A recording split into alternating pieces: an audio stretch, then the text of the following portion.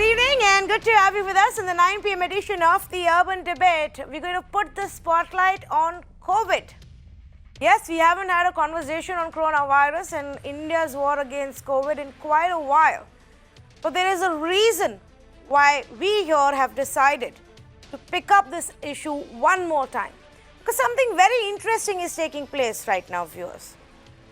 If you step out of your homes right now, life is almost back to normal, what it was a year ago. You see crowds, you see open markets, you see crowds at the markets. Here in Mumbai, we've even got the local train running now, though with some restrictions, but people have begun to use public transport. We've seen big wedding functions, all kinds of functions, celebratory functions taking place. Theatres have opened. We are now increasing the capacity in our theatres. We've also increased the seating capacity in our restaurants. We've extended the timings for our restaurants and bars to be open in most cities. Some in Gujarat continue to have a night curfew. Everywhere else, there isn't a night curfew. Effectively, the point that I'm trying to make is week after week, India is opening up further. More people have begun to go back to their offices. More people are now stepping out to the market, stepping out to eat food, to be with their families and friends. Yet, what we are looking at is a lower number of COVID cases. And I find this very intriguing. What is the reason behind this? What is the reason that even though we've opened up so much, our case count is actually going down? Is it a mathematical way of seeing? Is it that we've developed some kind of a herd immunity? Or what is it? So we decided to get together a panel of experts to explain this to us. Now, let's just take a look at some of the data that we've pulled out. Active cases in India. If you take a look at the beginning of our COVID pandemic situation, in the month of April, active cases were about 2,200, 2,300. They shot up very, very quickly in those couple of months to about 2.3 lakh. In the month of July. Went further up, in some states came down, but went further up again. The month of November, around the festival time, it became a huge issue. There was festival time, there was cold, being given as a reason to us. And that's the peak we are looking at. And now we are looking at a number of 1.6 lakh, roughly. This is the number of active cases. Now, let's look at another figure, just to put things in perspective. The number of cases being reported on a daily basis. In April, the count was very less, 486, even though we had already gone into a lockdown at that point to restrict this. By July, it had gone out to 21,900, 22,000 on a daily basis. But remember, we were also gradually increasing the number of tests we were conducting. India was doing very less tests in the beginning. By September, our daily count was actually touching 1 lakh, 94,000, 1 lakh. That was the kind of daily count we were looking at. And then it began to come down to the month of November, where if you see 35, 37,000 was the rough number. And now we are looking at a daily count of less than 10,000.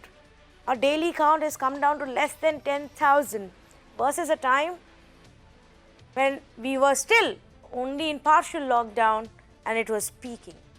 So is this a difference of the way we are looking at the data, or is there something more to it? Now, as things stand right now, 2 states are actually accountable for nearly 70% of the cases in our country.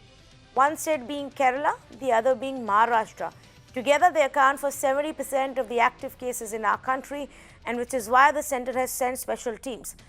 Kerala is the big outlier that's actually still showing a rise in the number of cases, and which is why it's a concern for the state government also, and experts are looking into what's going on. Let's try and get some of these answers.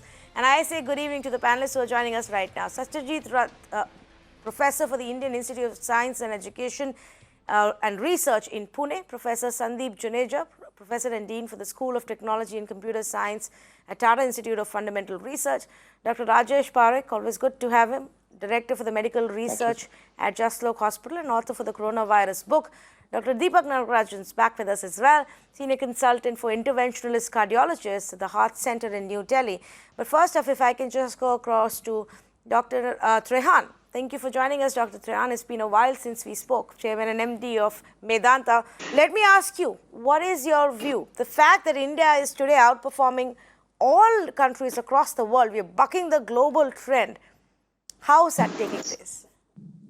Well, first of all, let's not question it because it's a great thing that's happening. It is true that if you look at all the data coming in, it is all looking good in the sense that it's not a false view because we are seeing it in our hospitals that the numbers have dropped. Correct. And the number of calls we are getting is also down. Now, several factors seem to be playing a role here. First of all, if you look at the surveys that have come, the sero surveys, in a place like Delhi, the sero survey is saying that 50% or so have developed antibodies. What does it mean? That unknown to many, many people, they have had the virus, they recovered from it, whether they consider it no symptoms or mild symptoms or whatever their was that. It is true that in Delhi, it is down to almost 50% have the antibodies. Now, this is reflected again because questions raised, but I can tell you that we are doing a survey of our own at Medanta, and because we are starting the vaccination, which we've already vaccinated over 4,000 of our employees, that their pre-vaccination antibody counts are showing a trend of 45%. Now that only mirrors what's happening in Delhi. So that means it confirms the fact that the sero survey was right, and what we are doing is also confirming, and vice versa. So that's one part. The second part is that I think that these peaks came in between the holiday seasons when it started in Maharashtra, then it continued in Diwali, Dussehra in the north mainly, and then again the Christmas New Year crowd south. So I think that this is waving through, but also as the numbers went up, people became scared. They started practicing the safe, the three mantras that we talk about, COVID safe behavior. But now we are at an inflection point where we seem to be winning the war with vaccination going on quite vigorously, numbers having dropped. The fact is that this is the time when we have to be doubly careful. That's where our message should go from the media, from the doctors, from all the scientists who are on the panels to say, please do not let your guard down because of the fact that you feel everything is getting better and you will not be affected.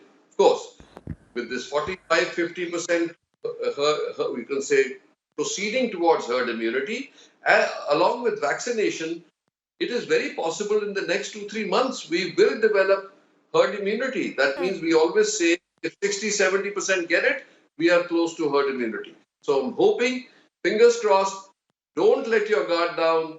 Behavior that we recommend with those three mantras, please maintain that, and you'll have to maintain it after your vaccination also, because you may not get infected badly, but you can infect other people. So 3 to 6 months still of masking is in order.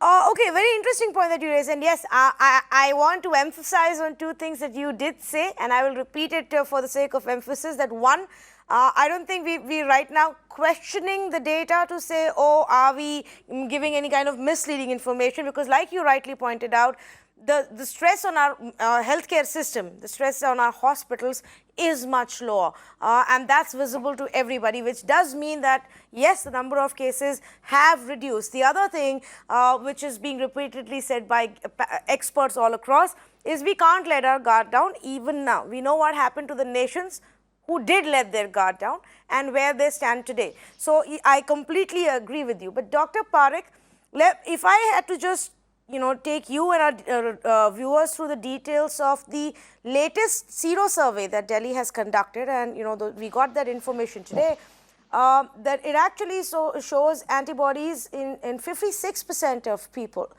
Now, the health minister of Delhi has said that, well, let's not, assume herd immunity already, but 56% in a city like Delhi, how should one read that? Okay, thank you, Tanvi. Always a pleasure to be on your show.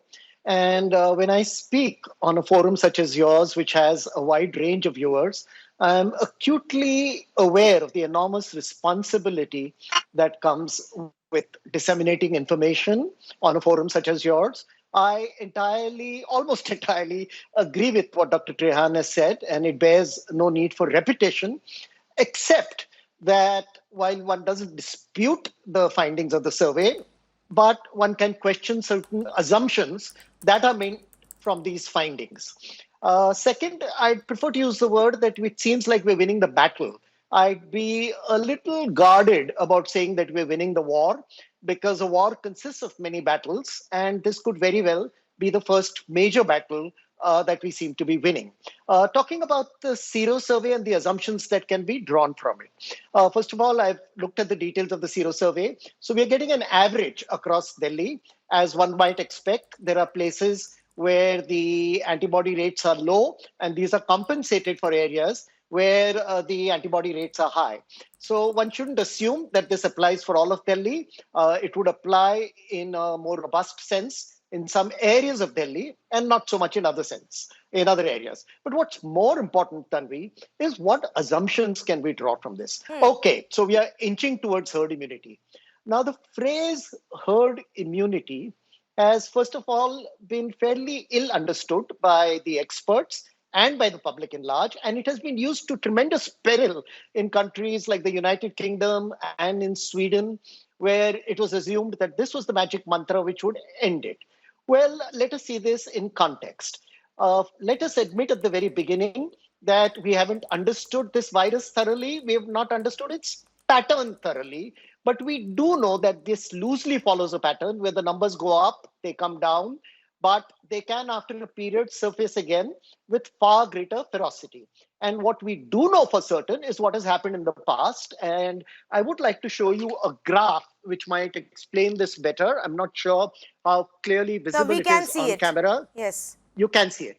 So this is, the influenza pandemic of 100 years ago. And I guess you can see there are three waves over there. And so I'll just quickly run through this. I've done it once before on your program, but please bear with me. This is from our new book called The Vaccine Book, in which we've talked about what happens with vaccination. So mutations to the virus arise all the time. These are natural mutations, and some of them thrive.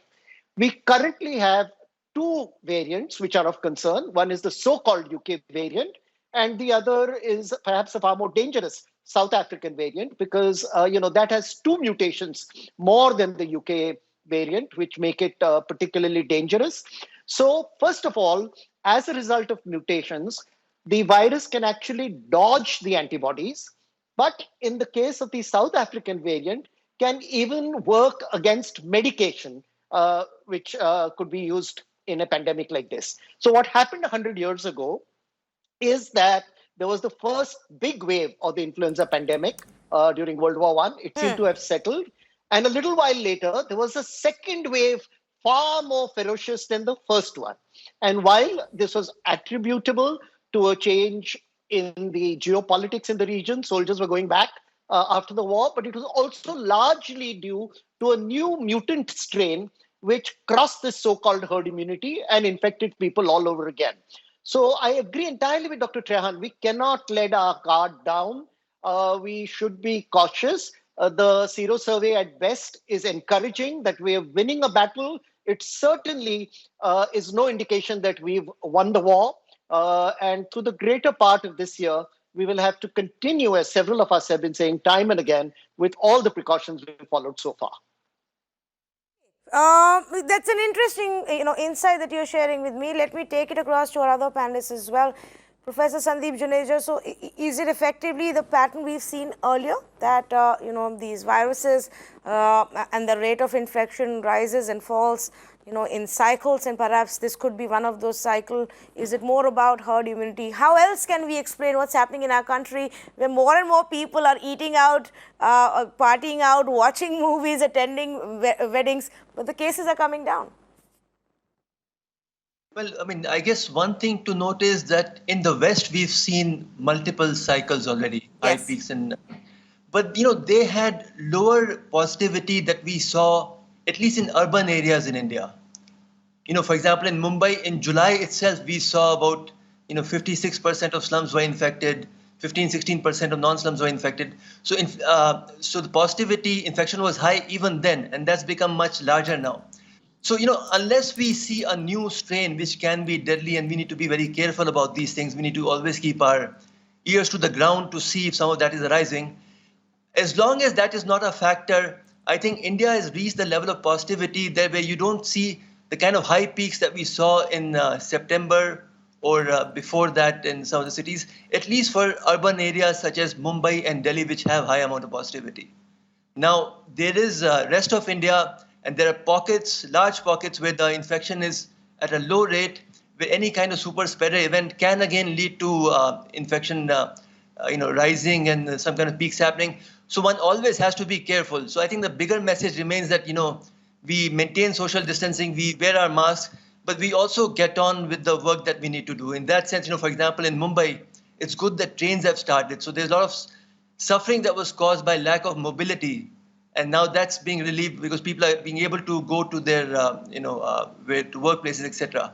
So maintain all the cautions, keep your ears on the ground, keep a watch for the new developments with the virus. But it's good that we are reaching a stage where at least our economy can get back on track and people can back to the things that they need to do. Okay, Satyajit Rath, would you want to weigh in on this? Because at the end of it, it's very easy for the common man to think, oh, maybe the worst is over now and we can get back to life. Now, how do you explain it to anybody that while we are getting, we are lowering our guard about the norms, we're still not that badly impacted? So I'm afraid I don't have any great insights to offer over and beyond what has already been said, with which I'm in broad agreement. Let me make 4 points of caution.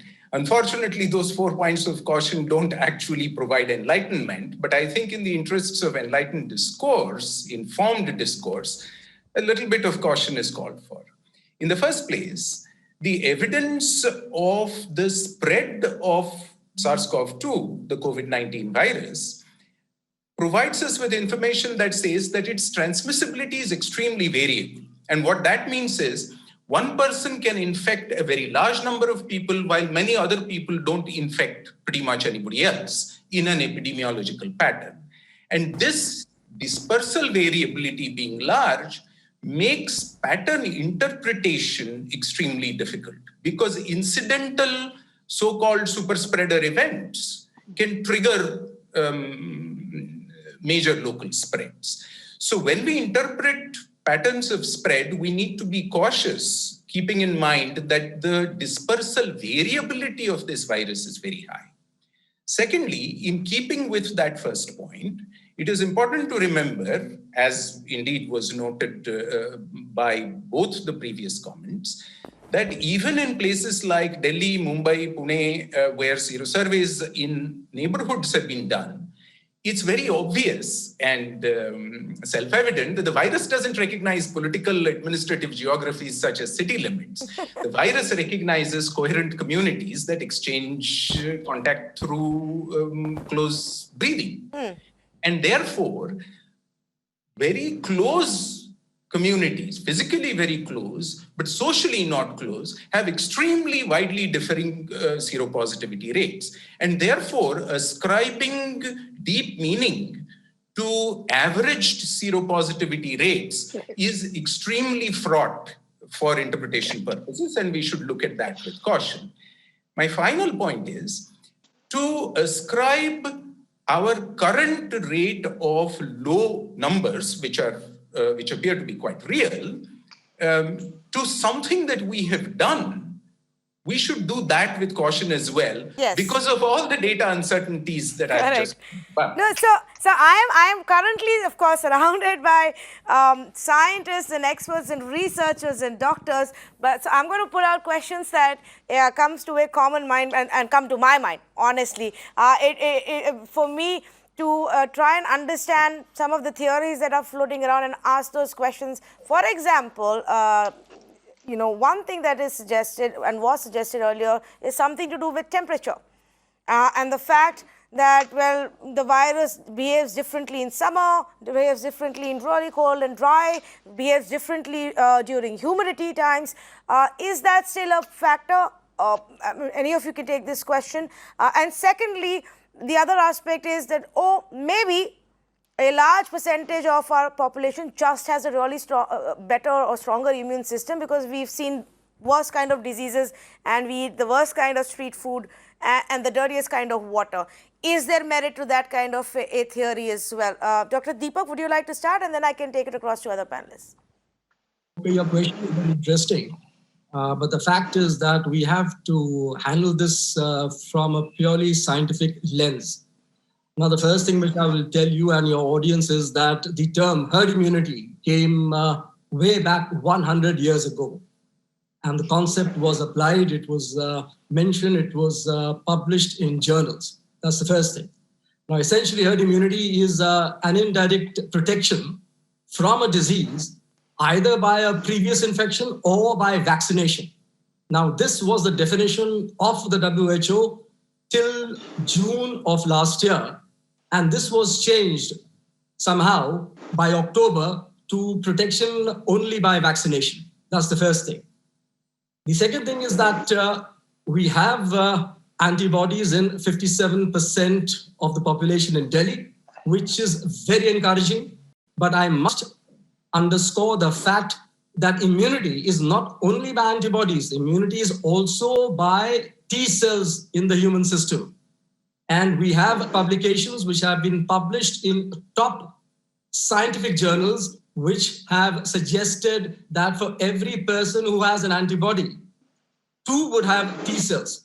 So therefore, right now, the immunity in Delhi in the population is more than 57%. It could be even 70% or 75%. And that is the reason why the prevalence, because the proof of the pudding is in the number of cases and in the number of deaths. So 2 days back, I think 121 cases were spotted in Delhi and there were only 3 deaths. The situation in India is that less than 10,000 cases were picked up about yesterday or day before, and around 100 deaths took place. Now, this data is from the Johns Hopkins website. You can check it up. That's not a big problem. But the fact is that these cases have been declining in India since September. This is not a new phenomenon. This has been going on since September. The curve went up to September, mid-September, and then the curve, that is, the cases have been dropping since then. Now, this can only happen if we have achieved herd immunity. I have absolutely no doubts, and I have been mentioning this, I have been suggesting this for the past 2 or 3 months, that we are heading towards herd immunity. The fact that we've had only 121 cases 2 days back, and we've had only 3 deaths in Delhi 2 days back, means definitely we've already achieved herd immunity. Of course, one has to maintain the guard. We have to maintain due caution. That goes without any doubt. But the other good news, which I must tell you that maybe most of you do not know, that the Russians, their vaccine has also been, their data, interim data of phase 3 has been published in the Lancet today, a few hours back, and that has shown an efficacy of 92.6%. And the important thing is this data is from around 20,000 volunteers, and the vaccine has been found to be effective in people above the age of 60 years, as also people below the age of 60 years.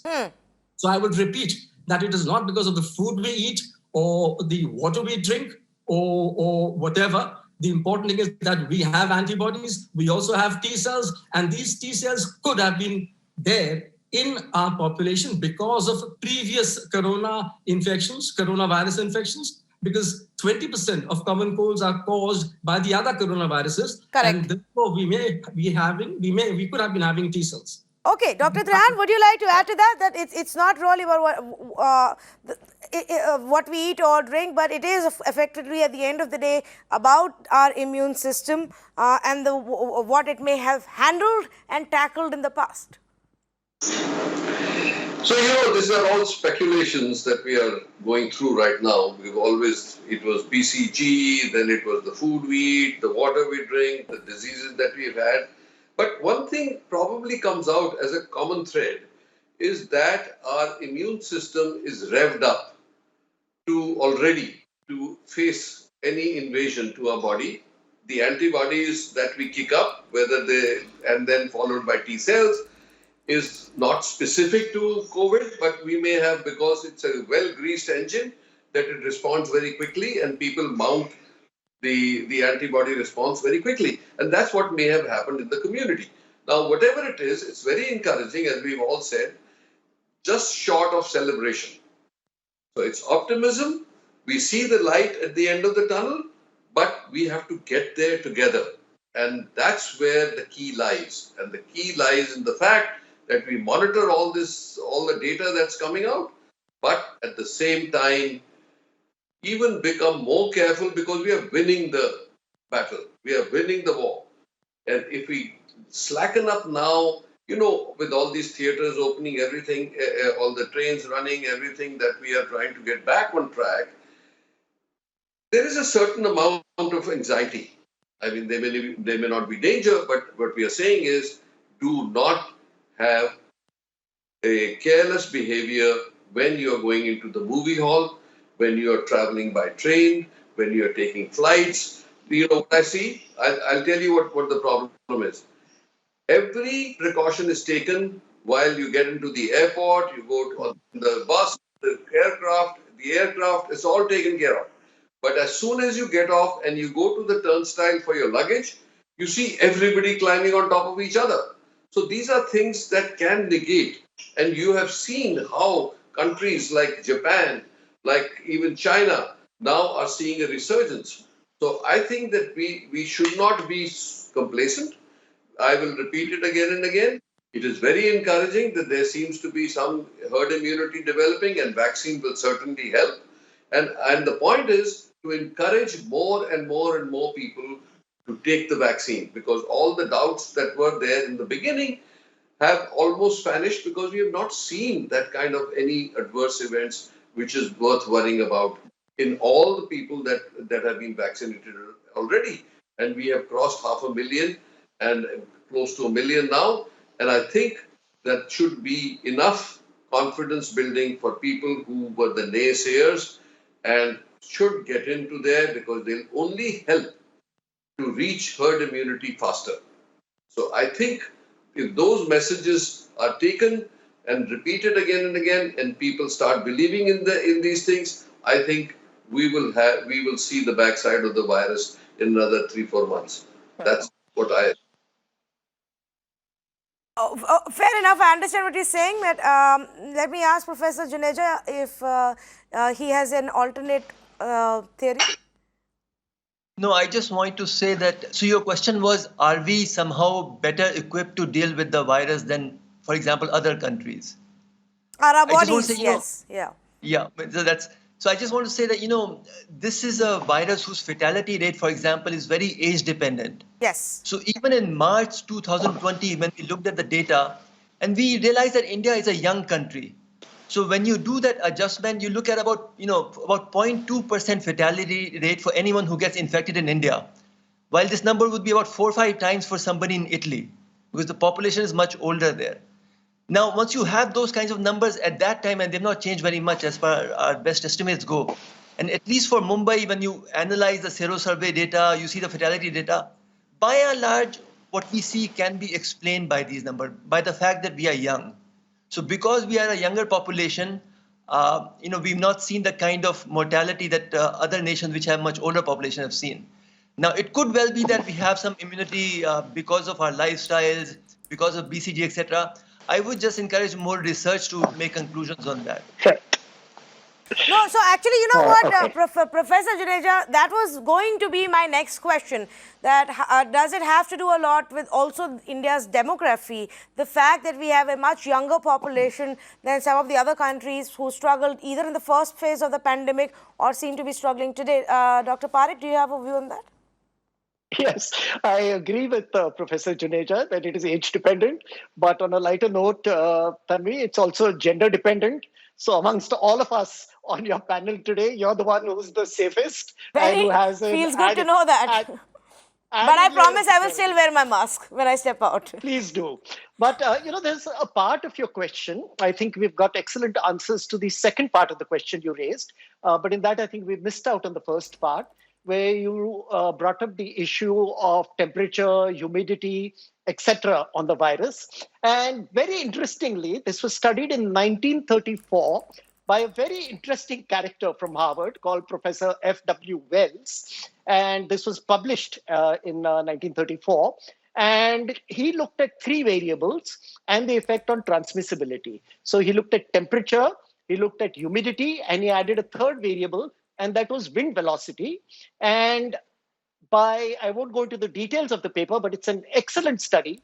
He was able to show that all these factors affect transmissibility because as the viral drop falls to the ground by virtue of gravity, as it falls, depending on the temperature, depending on the wind velocity and the humidity, it actually gets lighter and then becomes airborne and the transmissibility increases. So there is some data to indicate that these climatic changes can affect transmissibility. Going back to the pandemic of 100 years ago, again, the second wave arose when climatic conditions were a little more conducive to the transmissibility. I can just go back to Shakespeare. In Julius Caesar, Caesar was warned by a soothsayer that the Ides of March, the 15th of March, 44 BC, would be the day on which he could get assassinated.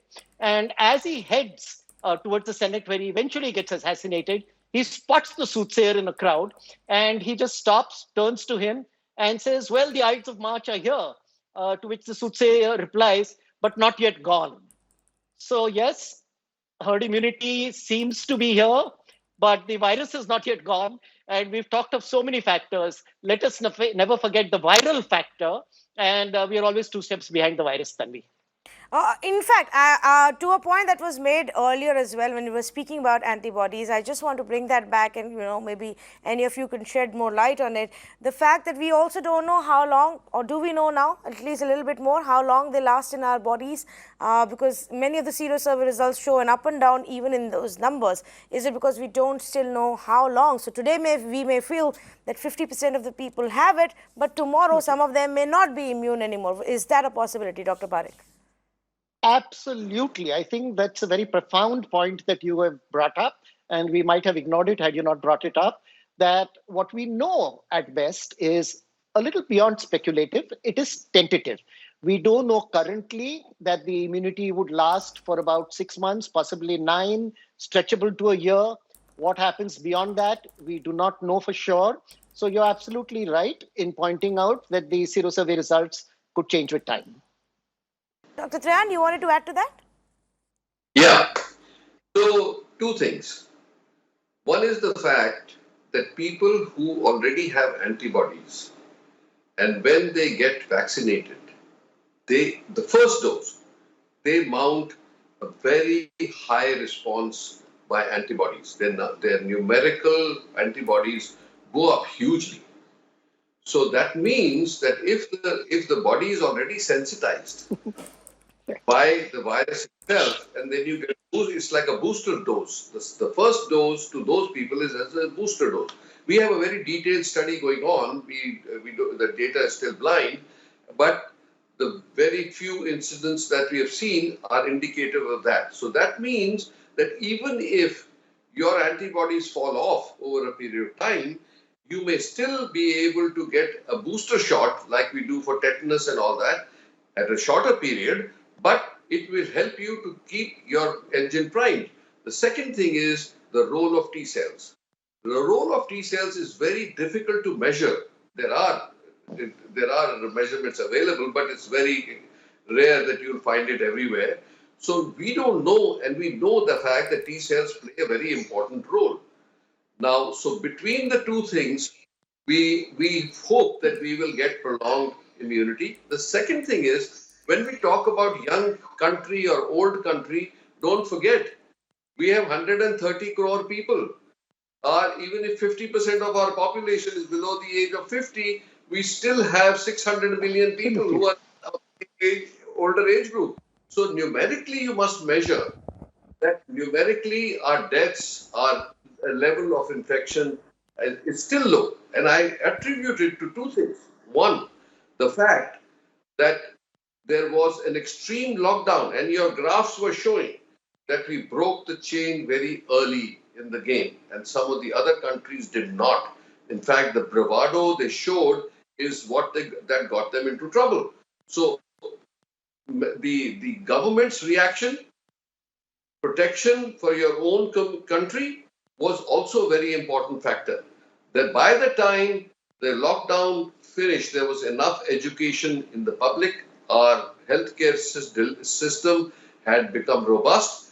And as you know, for 10 months, our doctors and healthcare workers and frontline workers have really stood their ground. Without fatigue, they were out there and they actually fought it in a way that we now are actually, giving a sigh of relief that maybe we are nearing the end. Maybe is a big word there, because we said again, God knows what will happen, but we can actually be cautious and make it not happen. Oh, yes, absolutely. And being cautious is the most operative part. I also wanted to highlight that often, many even in our country and outside look at our absolute numbers and then say, oh, look how badly India has been hit by COVID, and look at our numbers, whether it's active cases or total cases, and total cases are rising every day. But they are going to, for a country like of our size, Professor Juneja, they are going to be, in absolute numbers much higher than any of the other countries developing or developed. But is there another example of a highly populous nation that's kind of looked at a similar trajectory as us?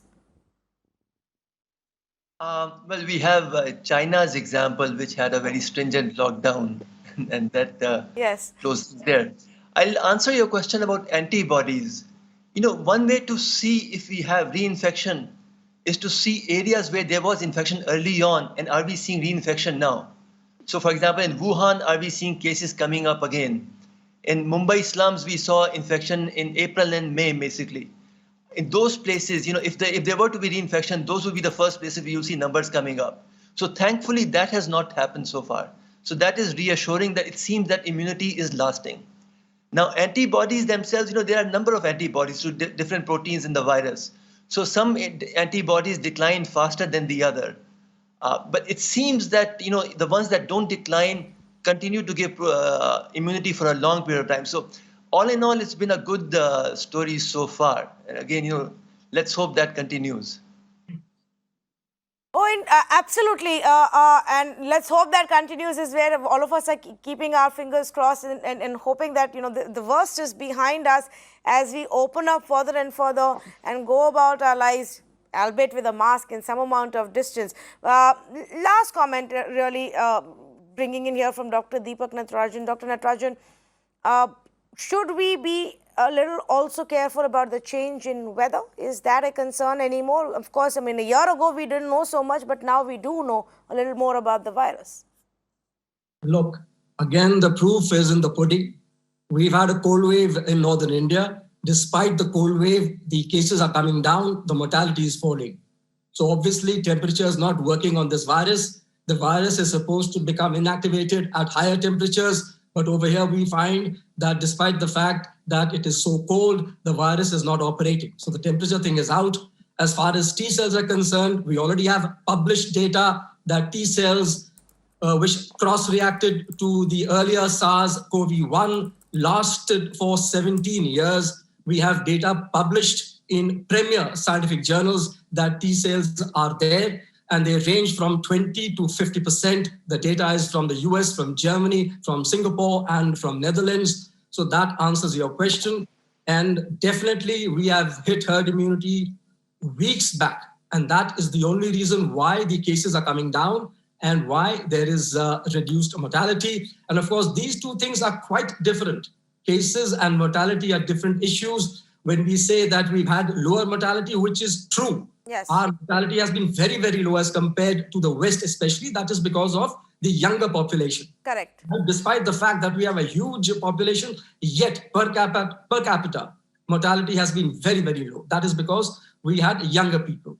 And as for the cases, because definitely we've had some prior infections because of some viruses, and therefore we have cross reactivity. We have antibodies against this virus, and also inadvertently, because we were mixing, we were one upon the other. We had Diwali, we had Dashera, we had all these things going on all over the country, and I think we have, by accident, we have infected one another, and we have hit herd immunity. In fact, before I wrap up, just one quick question, because everybody is very closely looking at what's happening in Kerala right now. The government's also spoken about it. And while the rest of the country is showing a fall, Kerala is still a bit of a concern. Now, are there any, is there any evidence or are there any views to, explain why this is happening there? Kerala was very strict with their lockdowns, right, which was the wrong approach. Because of that, their strictness, which looks good with bureaucracy, they have simply postponed their infections. They have simply postponed their prevalence. That's what has happened. It is well known that you clamp a lockdown, you clamp a solid curfew, you simply postpone the events. That is what has happened in Kerala. So effectively, Dr. Parekh, would it be that they've just pushed their, inevitable, and now that's what is happening? No, I don't agree with that view at all. And my dissenting view is that, assuming that hypothesis was right, then we just spoke a little earlier, Dr. Trehan did, about the strict lockdown in the country and how that has contributed to the low cases. So that is a contradiction. But there is another example which opposes this hypothesis. Sweden initially went in without a lockdown and thought that they would achieve herd immunity naturally. They seem to have done that and were about to be held as a prime example of how not having a lockdown and allowing herd immunity works. And they got hit by a massive second wave. So I don't buy into this theory that if you have an early lockdown, you are inviting more trouble in the end. And finally, Tanvi, just this whole thought that, if we allow people to mix and we create herd immunity, overall it's a good thing. Well, it's a good thing for the people who survive. It's not such a good thing for people who have lost family members. It's certainly not a good thing for those who have departed and for their families. So I think we have to be a little cautious in heralding herd immunity as the panacea for all our problems. Well, in the sense of pushing for it and saying, let people mingle and develop. I think that's something that UK attempted to experiment very early on the pandemic, and it didn't work out for them. And then we know, where things stand for them. Dr. Natarajan, did you want to counter that? Yes, because look, Sweden is looked up by the entire world. They never had a lockdown. In the past few weeks, they had some kind of curtailment. Despite that, their cases have not increased. Their ICU beds are not full. In fact, the cases are coming down and the ICU beds are coming down. The occupancy is coming down. So let us be very clear about that, right? There is no second wave in Sweden. That can be checked by anyone, by Googling or by checking any data. And it is clearly seen. And that is why Sweden has been the envy of all other European nations. And in fact, today I tweeted that instead of looking at Sweden, the West particularly must look at India and try to understand as to why our graph started coming down since September. That is very, very important. Actually, that's exactly what even I am trying to understand, why our graph started coming down after September, October. And of course, it varies for different parts of the country basis how they celebrated their festivals as well. Is there a counter view? Because I'm still trying to understand what's happening in Kerala. Professor Juneja? Yeah. Yeah, I'll just say, right now our statistics is that out of 30 people who get infected, about 1 gets reported as a case. So, so in Kerala has a strong healthcare system, so maybe more people are getting reported as cases in Kerala than they are in other parts. So that's why you see higher numbers there. Well, actually, we did take a look at the testing data, and it wasn't very widely different for any of the states. They've been pretty much doing it at the same level, whether it's Maharashtra, Karnataka, or Kerala. So I don't know if the answer lies there, but we are looking for it. Dr. Trehan? Yeah, I'll tell you. Yeah. If you look at the history of spread of virus in South Korea, there is the famous example of patient number 39. Yes. There was one lady who attended 2 congregations in 2 different churches on 2 consecutive Sundays. She sang in the choir in both of them separately, and they claimed I don't know how accurate it is, but it was felt that almost 50% of the cases that appeared in South Korea were attributed to this super spreader who had spread it to the whole congregation. Now, Christmas came, New Year's came, all these masses where people went into the churches, where there was partying non-stop between that week, may have led to the trigger, because it is not coincidental that right after the Christmas New Year holiday, the Kerala peak started coming up. So there is a lag period of up to 2 weeks, and that's if you track it down. So I personally feel a lot may have to do with this fact that in Kerala, what happened in the north in Diwali happened between Dussehra and Diwali. It happened in Kerala during that period. So that seeding was done at that time. And all you need is a few super spreaders who can actually infect. Now I'll give you another example. People who went to Dubai from India, people we know, they went there and partied like mad. Now there are dinners where there were 35 people. Out of those 35, 33 got infected, 2 didn't because they had already had COVID. So you have these places in the basement, in a disco, and things like that happen. Everybody will get infected in those, and then they'll go and multiply it as they go out. So this is not to be forgotten, that this virus is an RO factor, which is much higher than the previous infections. And now that's what we are seeing in that mutation, in the English one, the England mutation, which is commonly known as B117. That seems to be even a worse spreader. So it is 3 times, 4 times more prone to infect other people. So you never know what's happening where, but my suspicion actually is that what happened in Kerala is related to that. Highest Christian population, celebration, and that's the spread. Well, there was a lot of celebration even during Onam, and even at that time, much before the festival period for the rest of India started. Onam effectively marks the beginning of our festival period, and we did see a rise in that. But perhaps the answer lies in a couple of super spreader examples. Yes, Professor Juneja, you wanted to say something. No, I just wanted to say that although Kerala has had a lot of cases, if you look at fatality as a measure of severity of the disease, Kerala is performing very well. It's just less than 4,000 fatalities after having close to 1 million cases. That's they're doing quite well in that measure. Okay. Again, that kind of suggests that more people are getting tested there. Okay, point taken. I understood the point you're making. Well, I'm completely out of time. Thank you so much to all of our panelists for joining us and taking my questions here. Questions that, I often hear everybody discuss and wonder what's going on. Well, 2 things that I will say are the takeaways from this conversation. Firstly, we cannot let our guard down. We don't know where this may go next until we've managed to vaccinate a large percentage of our population and perhaps had a herd immunity over a large part of our country. We cannot let our guard down, even if we are taking the public transport, even if we're going out to eat, even if we've begun to travel. And secondly, there still isn't enough evidence to give a concrete answer as to why this may be happening. We should just be glad that India is bucking the global trend, that maybe because we went into a strict lockdown and then came out of it in a well-planned manner, that we've reached this place. It could be about a younger population. It could be about a stronger immune system that's seen much worse than COVID. It could be many other factors. And the scientists and the research community is still trying to tell us how to put it all together. It's still a new virus.